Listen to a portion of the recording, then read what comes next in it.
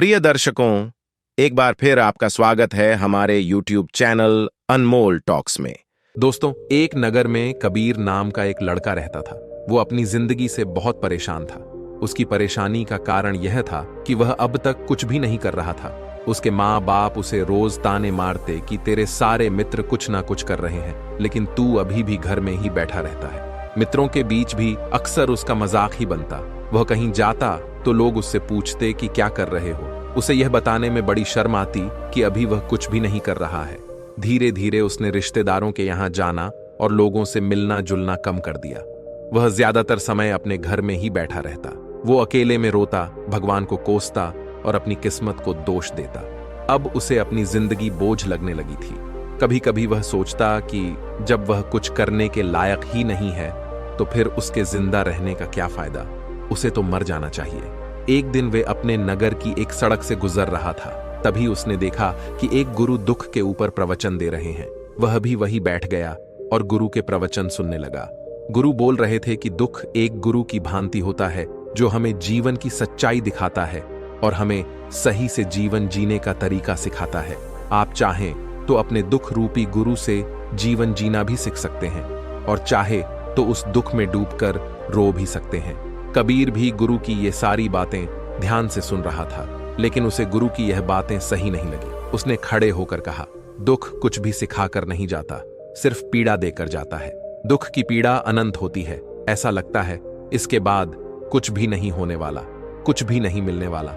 मृत्यु भी उसके सामने छोटी लगने लगती है। गुरु ने कहा, आखिर क्या दुख है तुम्हें? कबीर ने अपना सारा दुख गुरु के समक्ष कह सुनाया और पूछा, क्या आपके पास मेरे इस दुख का कोई समाधान है? यह सुन गुरु मुस्कुराए और बोले, जिस दिन तुम्हारे जीवन में सच्चा दुख आए उस दिन मेरे पास आना, मैं तुम्हारे दुख का समाधान अवश्य करूंगा। इतना कहकर गुरु वहां से चले गए। कबीर ने सोचा, क्या मेरा दुख सच्चा नहीं है? क्या जिससे मैं गुजर रहा हूं वो छोटा है? कोई भी मेरे दुख को नहीं समझ सकता। जब माँ बाप नहीं समझ पाए तो गुरु क्या समझेंगे? अपने दुखों से परेशान होकर कबीर ने एक निर्णय लिया कि अब वह कुछ करके दिखाएगा। उसने एक छोटा सा व्यापार शुरू किया, लेकिन उसमें उसे सफलता नहीं मिल रही थी। पर उसके घर वाले खुश थे कि वह कुछ तो प्रयास कर रहा है। वह अपने व्यापार में जुटा रहा और उसे धीरे धीरे सफलता भी मिलने लगी। फिर उसने रफ्तार पकड़ ली और सिर्फ 3 साल के अंदर ही वह एक बड़ा व्यापारी बन गया। अब कबीर के चारों तरफ ऐसे बहुत से लोग थे जो उसकी चिंता करते थे, उसे पसंद करते थे, उसके काम की प्रशंसा करते थे। अब उसके घर वाले भी उसकी प्रशंसा करते नहीं थकते थे। दिन प्रतिदिन उसके मित्रों की संख्या बढ़ती जा रही थी। अब वो अपनी जिंदगी से बहुत ही खुश था। उसके कुछ मित्रों ने उसे सलाह दी कि जब तुम बड़े व्यापारी बनकर इतने खुश हो तो सोचो कि अगर तुम इस नगर के, इस राज्य के सबसे बड़े व्यापारी बन जाओ तो तुम्हारे पास कितना सुख होगा, कितने लोग तुमसे जुड़ना चाहेंगे, तुम्हारा कितना यश फैलेगा। स्वयं राजा भी तुमसे मित्रता करना चाहेंगे और जरूरत पड़ने पर तुमसे ही धन उधार लेंगे। मित्रों की यह बात कबीर के मन में बैठ गई। अब उसने और भी धन कमाने का प्रयास शुरू कर दिया, लेकिन उसे यह सब कुछ बहुत ही जल्दी चाहिए था। वह सब कुछ प्राप्त करने में अपना ज्यादा समय बर्बाद नहीं करना चाहता था। इसलिए उसने ऐसे भी कार्य करना शुरू कर दिए जो उचित नहीं थे। उसने बड़ी मात्रा में अपने मित्रों से धन उधार लेना शुरू कर दिया। ज्यादा मुनाफा कमाने के लालच में अपने सामान में मिलावट करने लगा। उसने दूसरे व्यापारियों के खिलाफ षड्यंत्र भी रचे, उन्हें डराया, धमकाया। जैसा जैसा उसके मित्र उसे कहते गए वह वही करता गया। वह इन तरीकों से ज्यादा धन तो कमा रहा था, लेकिन अब उसके जीवन में सुकून नहीं रह गया था। उसके मन की शांति गायब हो गई थी। उसे रातों में नींद नहीं आती थी। सुख साधन की सारी वस्तुएं होने के बाद भी उसे किसी में सुख नहीं मिल रहा था। एक दिन कबीर अपनी बग्घी में सवार होकर कहीं जा रहा था। तभी रास्ते में उसे गुरु का आश्रम दिखा। वह रुक गया। वह गुरु के पास जाकर बोला, गुरुदेव, आपने कहा था कि जब तुम्हारे जीवन में सच्चा दुख आए तब मेरे पास आना। अब मैं बहुत दुखी हूँ। मेरे रातों की नींद गायब हो गई है। मुझे कहीं सुकून नहीं मिल रहा। इस तरीके से कबीर ने अपनी सारी समस्या गुरु के सामने कह सुनाई। गुरु ने कहा, जब तुम मुझसे पहली बार मिले थे तब भी तुम किसी दुख में थे। तुमने उस दुख से क्या सीखा? कबीर ने कहा, मैंने सीखा कि सिर्फ सोचने और चिंता करने से कुछ नहीं होता। अपनी सोच को सच करने के लिए कर्म करना पड़ता है और सिर्फ कर्म करने से भी कुछ नहीं होता। अपने कर्म को अंतिम पड़ाव तक ले जाना भी आवश्यक होता है। चाहे रास्ते में कितनी मुश्किलें आए, मन कितना ही निराश हो, कितना ही लगे कि अब आगे कुछ भी नहीं होने वाला, तब भी यह मानकर चलो कि मैं जो भी कर रहा हूं उसमें सफल अवश्य होऊंगा। लोग सिर्फ सफल व्यक्ति को ही सम्मान देते हैं, फिर चाहे कोई व्यक्ति कितना ही अच्छा क्यों ना हो, वह लोगों की नजरों में होता है। यह सब सुन गुरु मुस्कुराए और बोले, यह असली दुख नहीं है। जब तुम्हारे जीवन में असली दुख आए तब मेरे पास आना, मैं उसका समाधान अवश्य करूंगा। कबीर ने जाते समय गुरु को सोने के सिक्कों से भरा घड़ा भेंट किया। घड़ा देखकर गुरु ने कहा, यह मेरे किसी काम का नहीं, इसे उस पेड़ के नीचे गड्ढा खोद कर दफना दो। कबीर ने गुरु के कहे अनुसार घड़े को पेड़ के नीचे दफना दिया और वहां से चला गया। कुछ दिनों तक तो व्यापार अच्छी तरह से तरक्की कर रहा था, लेकिन गलत व्यापार की वजह से उसे धीरे धीरे व्यापार में घाटा होने लगा। उसकी सारी धन संपदा धीरे धीरे खत्म होने लगी और एक दिन ऐसा आया जब उसके पास कुछ भी नहीं बचा और वह कर्जे में डूब गया। लेकिन वह निश्चित था, क्योंकि उसने सारा कर्ज अपने मित्रों से ही लिया था। वह सोचता था उसके मित्र उसके बुरे समय में उसका साथ देंगे, लेकिन ऐसा कुछ भी नहीं हुआ। बुरा समय आते ही सबसे पहले उसके मित्रों ने ही उधार मांगना शुरू किया और उधार वापस नहीं करने पर जान से मारने की धमकी भी दी। उसके शुभचिंतक, उसे चाहने वाले सब उससे दूर हो गए। उसके जो मित्र जो उसके साथ मौज मस्ती किया करते थे, अब उससे दूर भागने लगे। उसके परिवार वाले उसे उसकी गलतियां और कमियां गिनाने लगे। उसकी सारी संपत्ति नीलाम हो गई और उसके पास कुछ भी नहीं बचा। उसने अपने पिता से सहायता मांगी तो पिता ने कहा, मेरे पास ये थोड़ी सी ही संपत्ति है, अगर मैं ये भी तुम्हें दे दूंगा तो तुम्हारी मां को कहां पर रखूंगा। ये संपत्ति ही हमारा आखिरी सहारा है। कबीर के भीतर बहुत गहरा दुख हुआ। उसके आसपास ऐसा कोई भी नहीं था जो उसके दुख को समझ सके, उसे संभाल सके। लोगों से मिले इस धोखे और विश्वासघात की वजह से वो अंदर से टूट गया। उसे लगने लगा, अब जीने का क्या मतलब, अब तो मृत्यु ही एकमात्र सहारा है, वो है आत्महत्या कर ले। वह आत्महत्या करने एक पहाड़ी की तरफ जा रहा था कि तभी उसे याद आया कि गुरु ने कहा था, जब तुम्हारे जीवन में असली दुख आए तब मेरे पास आना। कबीर गुरु के पास गया और गुरु को सारा दुख कह सुनाया। वह आंखों में आंसू भरकर बोला, मेरे इस दुख का समाधान कीजिए। गुरु ने कबीर से कहा, जब तुम्हारे जीवन में असली दुख आए तब मेरे पास आना, मैं उसका समाधान अवश्य करूंगा। कबीर ने कहा, क्या जो अभी मेरे जीवन में घट रहा है वो दुख नहीं है? आखिर असली दुख होता क्या है? गुरु ने कबीर से कहा, सबसे पहले तुम ये बताओ कि तुमने अपने इस दुख से क्या सीखा? कबीर ने कहा, मैंने सीखा कि जो लोग हमारी सफलता, हमारी तरक्की की वजह से हमारे जीवन में आए हैं, वो हमें धोखा अवश्य देंगे, क्योंकि वो बुरे समय में हमारे साथ खड़े नहीं होंगे। वो केवल अच्छे समय में हमारा फायदा उठाएंगे और बुरे समय में छोड़कर चले जाएंगे। भरोसा केवल उन्हीं लोगों पर करना चाहिए जो हमारे बुरे समय में और हमारी असफलता के समय में हमारे साथ खड़े रहते। लेकिन ऐसे लोग बहुत ही कम होते हैं, पर जिसके पास होते हैं उन्हें उनकी कदर करनी चाहिए, उनका अपमान नहीं करना चाहिए। मैंने ये भी सीखा कि कभी भी किसी के खिलाफ षड्यंत्र नहीं रचना चाहिए। ईमानदारी और धैर्य के साथ अपना काम करना चाहिए और कभी लालच नहीं करनी चाहिए। अपना सारा दुख और अनुभव बताने के बाद कबीर आंखों में आंसू भरकर गुरु के सामने बैठा रहा। थोड़ी देर बाद गुरु उठे और उस पेड़ के नीचे गड्ढा खोदकर वह घड़ा बाहर निकाला जो सोने के सिक्कों से भरा हुआ था और उसे कबीर को दे दिया। और गुरु ने कहा, जब तुम्हारे जीवन में असली दुख आए तब मेरे पास आना। कबीर ने गुरु को धन्यवाद दिया और उन्हें प्रणाम कर वहां से चला गया। उसने फिर से एक छोटा व्यापार शुरू किया। अब वह एक छोटा व्यापारी बनकर भी खुश था। उसने पूरी लगन और ईमानदारी से व्यापार किया और फिर देखते ही देखते वह अपने नगर का फिर से एक बड़ा व्यापारी बन गया। उसका जीवन खुशियों और सुविधाओं से भर गया। लेकिन कोई कितना भी अच्छा हो, कितना भी अच्छा काम करे, जीवन में दुख तो आता ही है। कबीर के जीवन में भी दुख आया। उसके माता पिता की मृत्यु के रूप में वो दोनों एक ही दिन मृत्यु को प्राप्त हो गए। कबीर अपने माता पिता से बहुत प्रेम करता था, इसलिए उसे उनकी मृत्यु से बहुत गहरा आघात पहुंचा।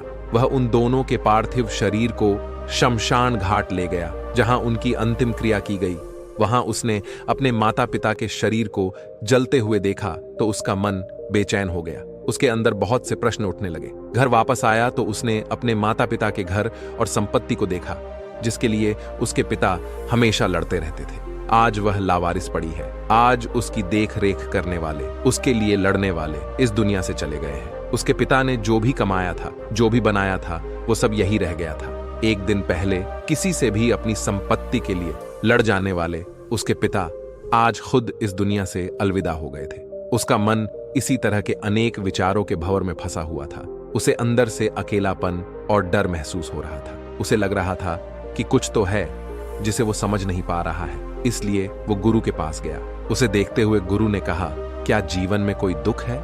कबीर ने कहा, वैसे तो जीवन में कोई दुख नहीं है गुरुदेव, सब सुख है, सब अच्छा चल रहा है। लेकिन आज मेरे माता पिता की मृत्यु हो गई। इस घटना से मेरा मन बहुत दुखी और बेचैन है। गुरु ने कहा, इसमें दुखी होने वाली कौन सी बात है? एक दिन तो सभी के प्रियजनों को मरना ही है। हमेशा जीवित न तो कोई रहा है और न ही कोई रहेगा। एक दिन तो तुम्हें भी मरना ही है। हो सकता है कल ही मर जाओ या आज भी मर सकते हो। कबीर ने कहा, यह आप क्या कह रहे हो? गुरुदेव, मैं भी मर जाऊंगा, पर मैं तो अभी जवान हूँ। गुरु ने कहा, इस भ्रम में तो सभी जी रहे हैं कि मृत्यु तो दूसरों को आती है, बूढ़ों को आती है। लेकिन बूढ़ों के सामने ही जवान मर जाते हैं, बच्चे मर जाते हैं। मृत्यु का किसी की उम्र से कोई संबंध नहीं है, ये तो सबको अपना बना लेती है। गुरु की ये बातें कबीर के मन में घर कर गईं। वो चुपचाप वहां से चला गया, लेकिन उसका मन अब भी बेचैन था। वह खालीपन सा महसूस कर रहा था। वह पूरे दिन अपने बारे में सोचता रहता कि वो कौन है, इस दुनिया में क्यों आया है? क्या सिर्फ चीजों का उपयोग करना और मर जाना ही जीवन का लक्ष्य है?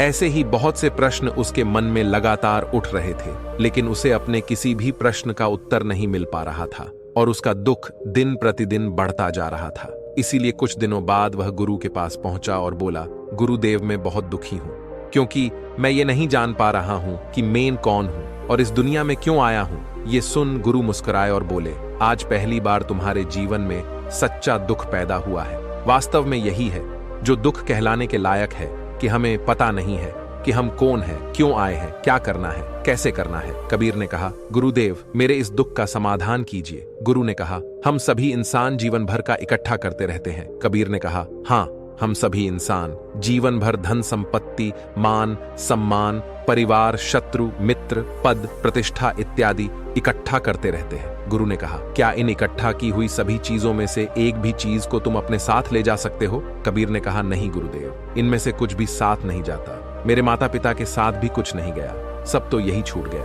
परिवार, संपत्ति, धन, सब कुछ यही छूट गया। गुरु ने कहा, अब मेरी बातों को ध्यान से सुनना। इस दुनिया में हमें जो इकट्ठा करना चाहिए वो तो हम कभी इकट्ठा करते ही नहीं हैं। चीजें हमारे सामने ही होती हैं, लेकिन हम उन्हें देखने का प्रयास ही नहीं करते हैं। इस दुनिया में हमें जिस चीज को इकट्ठा करना है वो हम खुद है। हमें खुद को इकट्ठा करना है ताकि जब मृत्यु हो तो हम एक हो सके और स्वयं को पहचान सके। हम भीतर से बटे हुए हैं। हम बटे हुए हैं प्रेम में, नफरत में, क्रोध में, जलन में, क्रूरता में, धन में, संपत्ति में, धर्म में, जाति में, ऐसे ही सैकड़ों चीजों में बटे हुए हैं। हम टुकड़ों में जीवन जी रहे हैं। इस बंटवारे की वजह से हमारी चेतना कभी भी एक नहीं हो पाती। हमारी चेतना शक्ति बिखर गई है। इसलिए हमारे पास इतना भी समय नहीं है कि हम मुड़कर एक बार अपने भीतर देख सके। वास्तव में जिस धन की कमी, सुविधाओं की कमी, मान सम्मान की कमी को लोग दुख समझते हैं और जीवन भर उसे दुख बोलकर रोते रहते हैं और उनका समाधान खोजने का प्रयास करते रहते हैं, उन्हें उसका समाधान कभी मिलेगा ही नहीं, क्योंकि लोग जिन्हें दुख कहते हैं वो असली दुख है ही नहीं। वो तो सिर्फ इंसान की चाहत है, उसकी इच्छा है, जिसकी पूर्ति कभी नहीं की जा सकती। इसलिए व्यक्ति को कभी ऐसे दुखों का समाधान मिला ही नहीं। अगर अपने दुखों का परम समाधान चाहिए तो सबसे पहले अपने आप को इकट्ठा करो, अपनी ऊर्जा को इस संसार से वापस एकत्रित करो, अपने ऊपर ध्यान लगाओ, मृत्यु से पहले अपने आप को पहचानो, ऐसे ही बिखरे हुए मत चलो। कबीर ने कहा, तो गुरुदेव, क्या ये संसार हमें छोड़ देना चाहिए? अपनी सभी इच्छाओं को मार देना चाहिए? किसी से प्रेम नहीं करना चाहिए? धन संपत्ति इकट्ठा नहीं करनी चाहिए? मान सम्मान की आशा छोड़ देनी चाहिए? गुरु ने कहा, एक बिखरे हुए मनुष्य के अंदर से कामनाएं, इच्छाएं और वासनाएं ऐसे ही निकलती हैं जैसे पहाड़ से कोई पत्थर गिर रहा हो, जिस पर पहाड़ का कोई नियंत्रण नहीं है सिवाय देखने, परेशान होने और कुछ खोने के।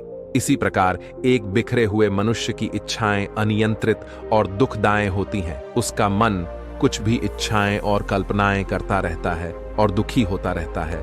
लेकिन जब व्यक्ति एकत्रित हो जाता है तो वो जो भी करता है सब उसके नियंत्रण में रहता है। कबीर ने कहा, गुरुदेव, आपने मेरे सच्चे दुख का समाधान कर दिया। आपका बहुत बहुत धन्यवाद। आज से मैं खुद को एकत्रित करूंगा। गुरु ने कहा, मानव शरीर में बहुत ऊर्जा है, बहुत शक्ति है, पर यह बेकार के कामों में बटकर रह गई और चीजों में लगी रहती है। पर यह ऐसा ही है जैसे कि एक अत्यंत शक्तिशाली मशीन किसी बच्चे के हाथों में दे दी गई हो और वह बिना सोचे समझे, बिना किसी नियंत्रण और जानकारी के बस इसकी शक्ति को कहीं भी बर्बाद कर रहा हो। इसलिए अपनी चेतना की शक्ति पर ध्यान दो और इसे एकत्रित करो। कबीर को अपने प्रश्नों का उत्तर मिल चुका था। उसने गुरु को धन्यवाद किया और चुपचाप वहां से चला गया। दोस्तों, उम्मीद है कि आपको यह कहानी पसंद आई होगी। तो दोस्तों, मिलते एक ऐसी ही नई कहानी के साथ। तब तक के लिए खुश रहिए और जीवन में आगे बढ़ते रहिए।